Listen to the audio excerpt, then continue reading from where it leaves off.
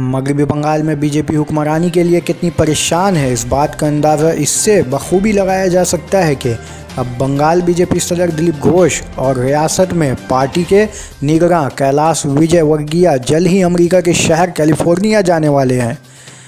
जहां वो इन बंगालियों को अपनी हिमायत में मुतासिर करने की कोशिश करेंगे। बताया जा रहा है कि बंगाली एसोसिएशन ऑफ कैलिफोर्निया नया नामी तंजीम हर साल दुर्गा पूजा के बाद वहां एक मिलन नाम से प्रोग्राम करती है,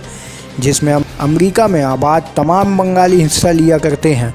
लेकिन अब इसे ही टारगेट करते हुए बीजेपी के रियासती सदर दिलीप घोष और कैलाश विजयवर्गीय इनके दरमियान जाकर बीजेपी की हिमायत में अपील करेंगे। ताहम इस ताल्लुक से दिलीप घोष और कैलाश विजयवर्गीय को दावतनामा मौसूल होने की बात भी कही जा रही है, जिसकी इन लोगों ने तस्दीक भी कर दी, लेकिन इस मिलन नामी प्रोग्राम की तारीख तय नहीं हुई है।